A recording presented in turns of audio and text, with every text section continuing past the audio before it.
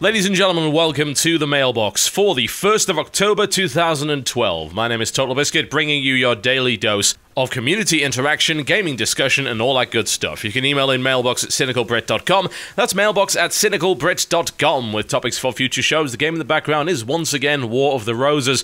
When's the comparison video coming out, you ask? Well, it's coming out closer to the release date of Chivalry because it's not exactly fair to compare a beta product to a game that's pretty much going to be out tomorrow. So I'm gonna hold back just a little bit, and I will eventually get you the information prior to the release of Chivalry, which I believe is middle of October. First email comes in here from Rafi that says, "Hey TB, my question is about the future of game longevity. Recently, more and more developers are using games as base platforms for various flavors of DLC and online content. Some of this content is arguably just supplemental income to game releases, such as map packs and skin packs. However, a growing majority of arguably quality content, such as Skyrim DLCs, Missing Link DLC, etc., allows developers to stay current with older games. Do you think that there is a shifting trend towards using games as a renewable source of income through DLC?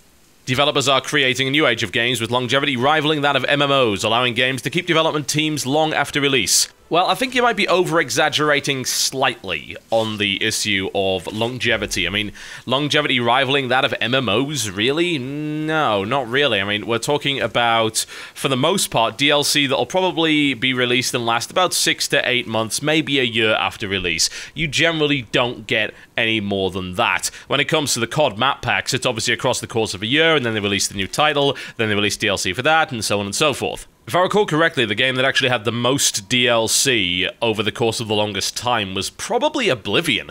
I can't think of any game that actually had more than that. Maybe you can point it out in the comments below, but Oblivion had a rather large amount of DLC. I believe it was 9 packs in total, plus the Shivering Isles, and if you were to count that as DLC, of course, I mean, it's really just an expansion pack, but these days there's actually not that much of a difference between the two. Although, come to think of it, even the amount of DLC that was released for Oblivion was only actually done, unless you count Shivering Isles, over the course of about 6 to 8 months.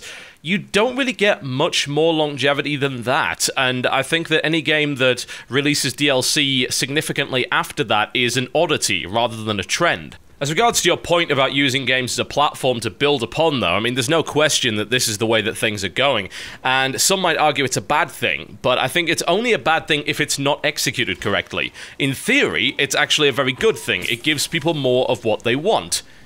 You want to be able to buy a game, and if you enjoy it, then you want more of it. So you want DLC, you want expansion packs. This is not actually a change. The only change is the delivery method.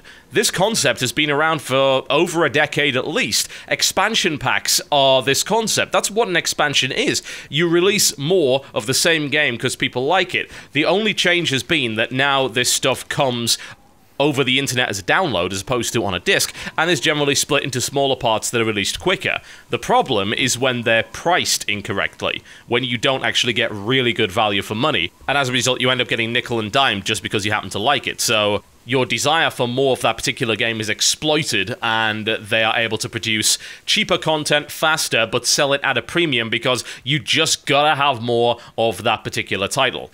One of the big disadvantages as well to this use of the game as a platform to sell DLC on is the fact that it often discourages modding support on PCs, because you don't really want the ability to create that kind of content outside of the studio, because you can't monetize a mod. Some studios have the foresight to allow you to mod anyway because they either want to foster a really cool community or they believe in the long sales cycle. We can see more companies getting back on the modding bandwagon after the success of DayZ, realizing, oh, hang on a second, if we allow for this, someone can make something 3 or 4 years down the line that ends up selling us a bunch of copies and no effort from us is required whatsoever, aside from the initial outlay.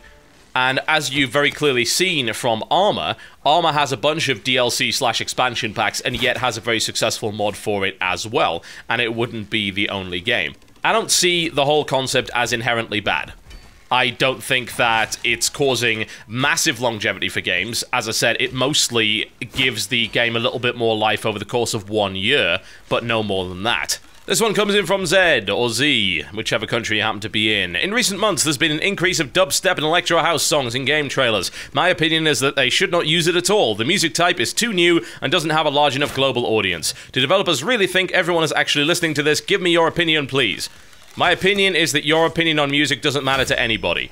This one comes in from Frankie that says, it seems as if the newest protagonists are badasses, thugs, and always have something to say. But in my opinion, silent protagonists are more interesting to play and interact with. Of course, a story can be equally good with a silent protagonist as well as with an actively talkative one. My question is, what do you think about silent protagonists' main characters? And can the story be told better with one?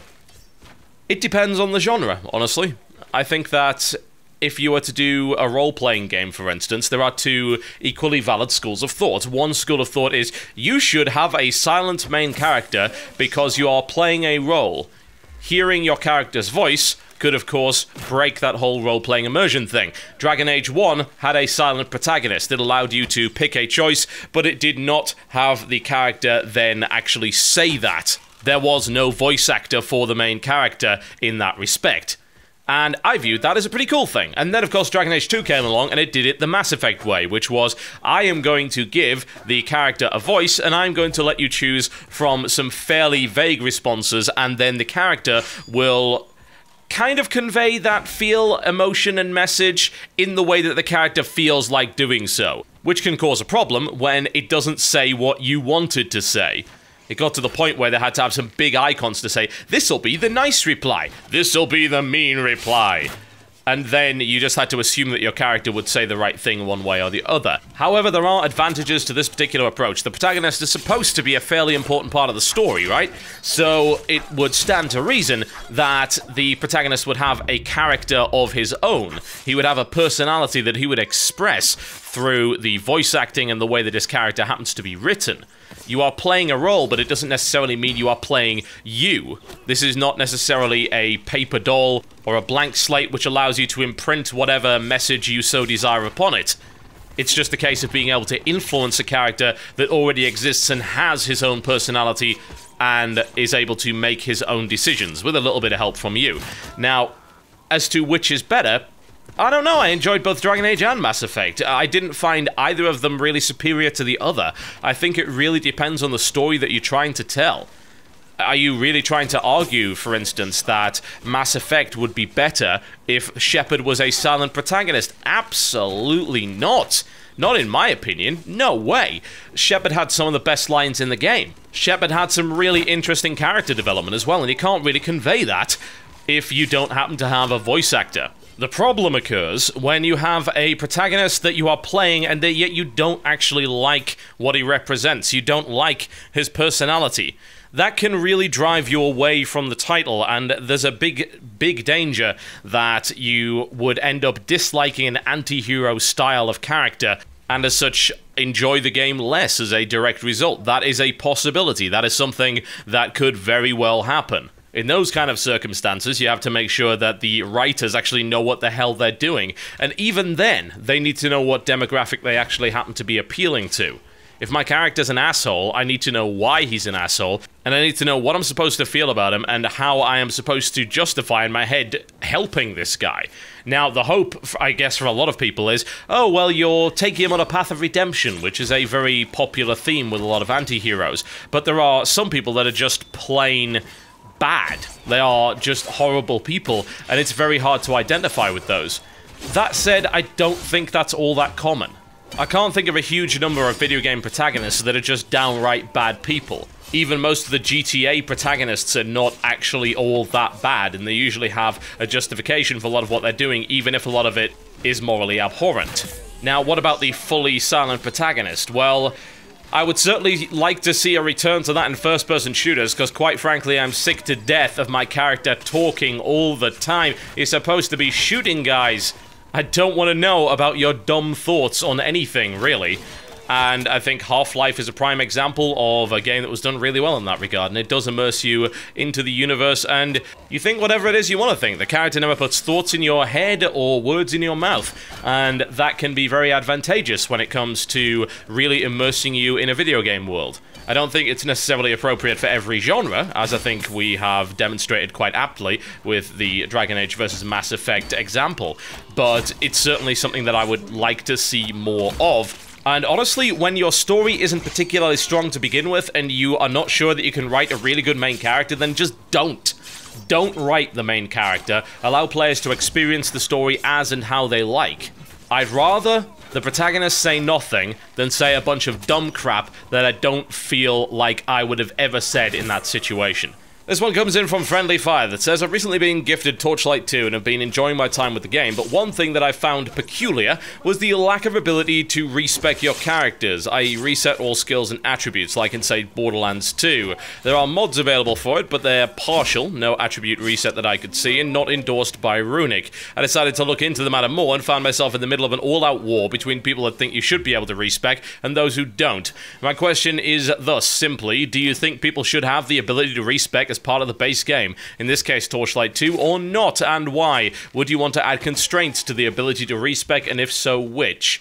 Well, there's no real point in adding constraints to the ability to respec because you can just mod it out again.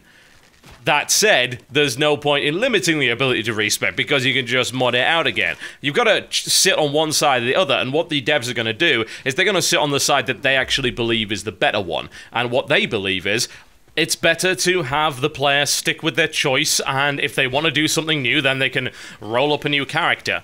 The interesting thing is, there's actually an argument that the lack of respec gives you more freedom, which sounds bizarre, really.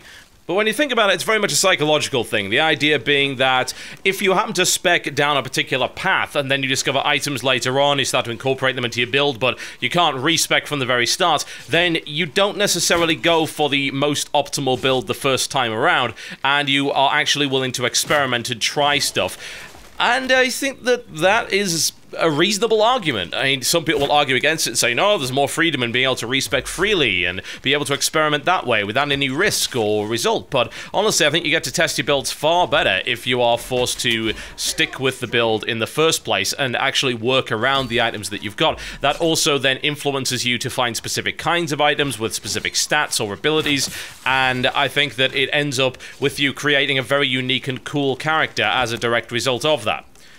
But yes, there is an all-out war over this particular subject, and you would be right to say that. There are two camps. There are some that believe you should be able to, some that believe you shouldn't be able to. And honestly, when it comes down to respec, you can do it in-game. I believe there's a console command that allows you to do that. So there is the ability to respec via a mod. They're not actively stopping you from doing it. I think they disable your achievements if you happen to use, like, cheat console commands, but aside from that, they really don't care. I mean, Torchlight 2 is a game that you can do your own thing with, and they weren't really afraid to just let you go wild with mods or by using respecs or anything like that that you want to do. They just don't want it in the base game. Their original vision for the game was to not have respecs, and I don't honestly miss the notion of respecs. I really, really don't. I like the fact that I can build a character organically in a way that makes sense. My character is on a journey, he's going to get certain items, and I'm going to find certain obstacles that I need to bypass, and I'm going to create a playstyle on the fly. And if I didn't have this particular lack of respec, I doubt I'd ever have used my crazy dual-wield engineer build. I just wouldn't have done it because in my mind, if I have access to all of the talents and I can respec into anything I want, then I would create something more optimal. Engineers aren't really designed that way, or at least it seems that way if you were to look at the skills. Yet in reality, with certain items doing certain things, I can do that. And I would have only discovered it, and indeed I only did discover it, as a result of not being able to respec out of certain things. But here there is absolutely no wrong answer, because player choice isn't being impeded. If you want to respec, then you can use console commands to make that happen. You can get mods that will make that happen. They have not actively prevented you from doing so. Now, if they were to do that in a game like Diablo 3, where it's impossible to mod, there are no console commands, and you're stuck with what you got, then you can really discuss whether or not it was the right thing to do. But in this case, this is a developer saying, this is how we want it in our base game. If you want to change that later on, then that really is up to you. But as it stands, this is how we are presenting the game. These are the reasons for what we've decided to do. And I don't think there is a right or wrong answer there. I really don't. As long as the developers have a good reason for it, then I can't argue with it. And I don't feel inclined to argue with it either. At this time, having played a lot of Torchlight 2, I happen to agree with their decision. I don't see a need for respec in that game, and I don't really miss it. Alright folks, that's me done for the day. Thank you very much for watching the Mailbox. I will see you next time.